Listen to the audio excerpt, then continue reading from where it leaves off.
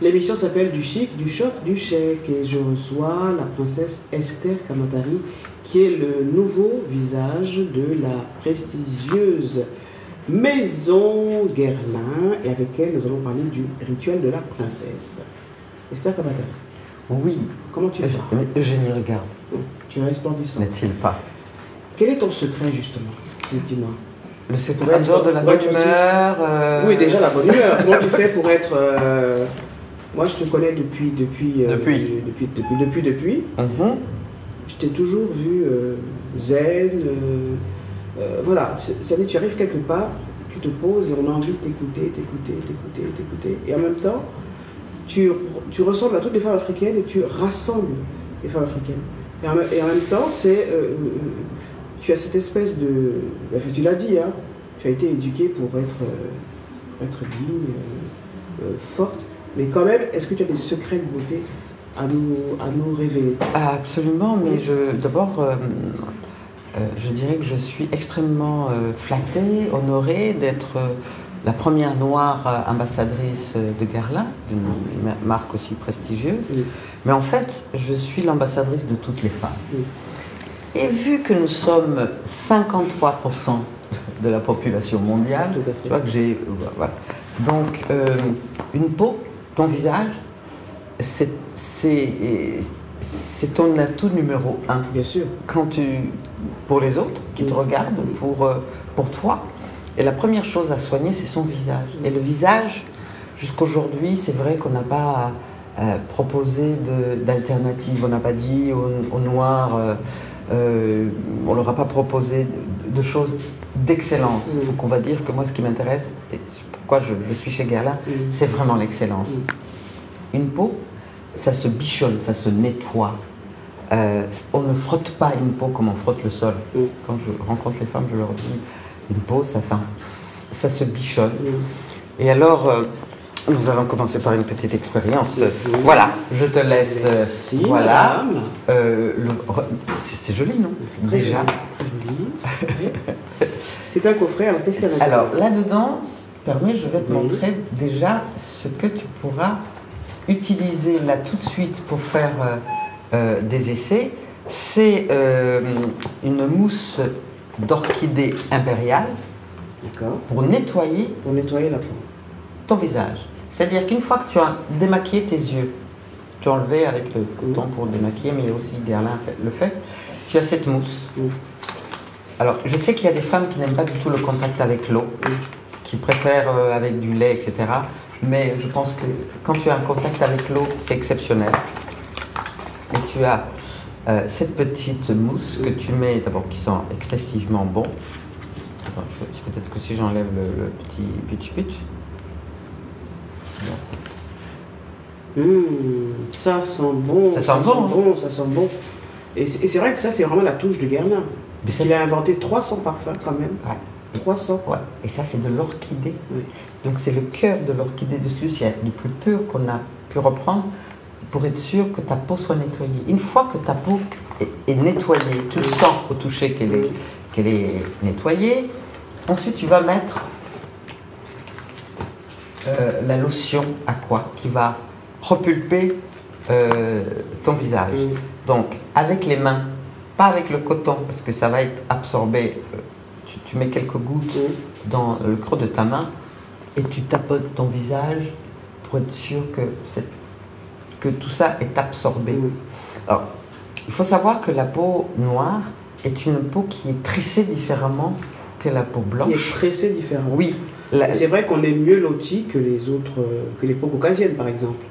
On peut pas avoir tout c'est faux. Une légende. On peut pas avoir tout faux. On a une structure de la peau qui est très délicate à hydrater. C'est pour ça que les femmes peut-être ont tendance à mettre de l'huile sur le visage et l'huile reste en surface et te fait briller. Je sais que la femme africaine que je suis, la femme noire, je ne supporte pas briller. Donc, il faut, une fois que tu as préparé ta peau, la mousse, et ça, et après tu peux lui mettre une petite crème magique. Je remets ça dedans parce que c'est pour le génie. C'est pour moi, c'est pour moi. Et c'est une petite crème qui vient juste de sortir. C'est un gel que tu vas appliquer sur ta peau avant ton maquillage. Et une fois... Avant le maquillage. Ouais. D'accord. Ça, c'est juste pour Pour que le maquillage tienne. Oui, parce que c'est comme une toile, c'est comme un peintre. Tu ne peux pas peindre sur une toile qui n'est pas préparée. Et là, tu as un petit gel. Hein? En revanche, cette petite crème, tu ne la mets pas dans le creux de ta main, mais tu le mets à l'extérieur. Et donc tu vas par touche, clac, clac, clac, clac. Une chose importante. C'est le rituel de la princesse là, que tu nous Une chose, absolument. Une chose importante, on nettoie toujours, on hydrate la peau de l'intérieur vers l'extérieur. Et du nez vers le front, et ici aussi, sans oublier le cou. Le cou, c'est important. Parce que le cou, il est très rancunier. Ouais, ça, Il est extrêmement rancunier. Et si on ne le bichonne pas, lui aussi, à un moment donné, il va montrer un visage renfrogné. il vous montre de quoi il est capable. Et vers l'extérieur du cou, parce qu'il faut détendre tout ça. Donc, une fois que tu as nettoyé ta peau, il faut savoir, c'est quand même une demi-heure le matin, une demi-heure le soir. Je pense que si on veut garder un teint frais et être Comme le tien. comme le mien, comme celui-là, il faut vraiment prendre le temps pour de soi. s'occuper de soi. Et ça, c'est le début. Une fois que tu auras fait cette première ordonnance, et après, tu peux mettre tout ce que tu veux, après les couleurs. Mais il faut que la base soit propre. Et donc, toujours de l'intérieur vers l'extérieur, du nez vers le front. Une autre chose à ne jamais oublier, c'est qu'il faut faire réactiver la circulation sanguine, parce qu'on a tendance à l'oublier, et puis on a un teint plombé. Donc ça, c'est aussi valable sur le bord des yeux, c'est valable ici. Quand on a mis la lotion, vous tapotez votre visage pour être sûr que tout ça finisse par rentrer dedans. Donc ça, c'est le rituel de la princesse. Ça, c'est un mini, ça c'est vraiment, parce qu'on n'a pas beaucoup le temps, mais c'est surtout pour vous donner envie, pour donner envie à toutes les personnes. Voilà, et je vous rappelle que si vous souhaitez que Esther Kamataï revienne justement sur ce plateau, posez-lui des questions. Vous avez notre adresse donc pour nous poser des questions, et elle reviendra justement pour vous, et rien que pour vous, et ça se passe sur la RTR. Je voudrais rajouter une chose. Oui, Esther. Quand on se poudre, on aurait tendance à frotter. Je veux dire que la peau ne se traite pas comme le sol. On ne frotte pas. Hein. Non, même. Et quand on met la poudre, c'est de préférence avec un pinceau, on ne frotte pas, on tapote. On fait tic, tic, tic, tic, pour que le fond de teint ou la poudre rentre. Parce que sinon, ça laisse des traces. C'est moche. C'est moche. Et pourquoi Guerlain? Parce que c'est franchement la maison qui a les produits les plus raffinés. Tout à fait. Mon propos, c'est rendre les femmes les plus belles possibles et leur apprendre, leur inculquer l'excellence. Alors, il y a quand même des choses qui me chiffonnent, hein, Esther. Et c'est les propos d'un Guerlain, justement. C'était, je crois, en 2007. Sur un plateau de télévision. Alors Jean-Paul Guerlain a dit « Pour une fois, je me suis mis à travailler comme un nègre. Je ne sais pas si les nègres ont toujours tellement travaillé, mais enfin, quand même.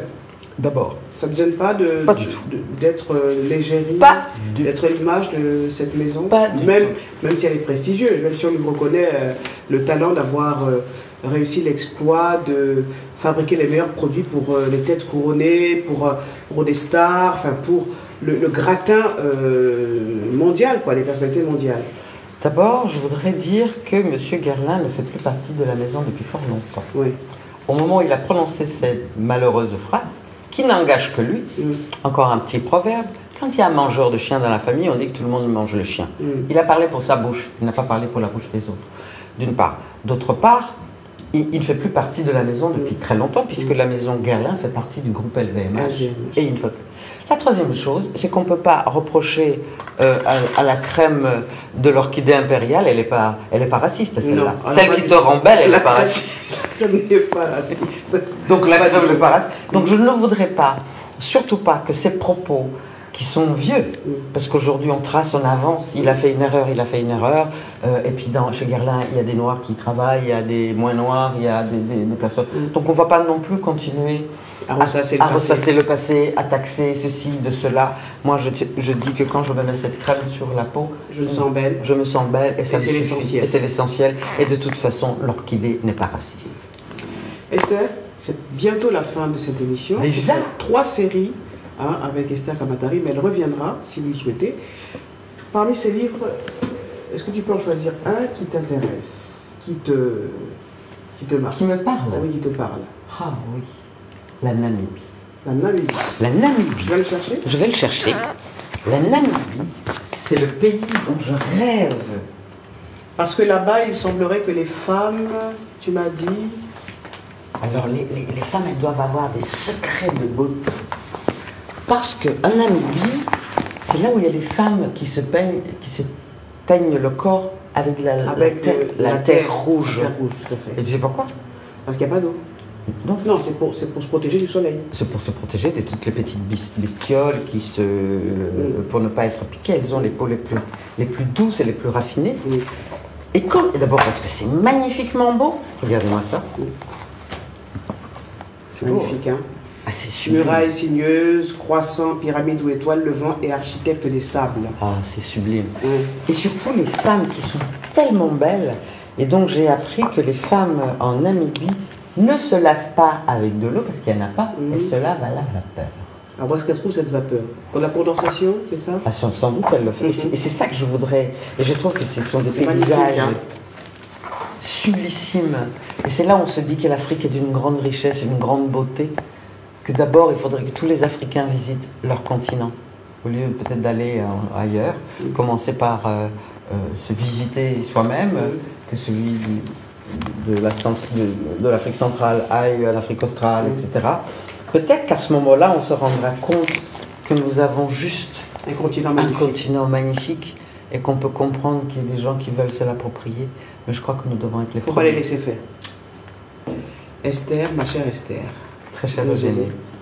Mais j'espère qu'on va se revoir. J'espère pas. Alors, je vous disais qu'il faut réagir donc sur notre site, sur les réseaux sociaux, poser des questions et Esther se fera le plaisir de répondre à toutes vos questions. Ça se passe sur la RTA et l'émission s'appelle Du chic, du choc, du chèque ou du chèque, du chic, du choc. C'est comme vous voulez. Esther? Chic, choc, chèque. La RTA 1. Bye bye.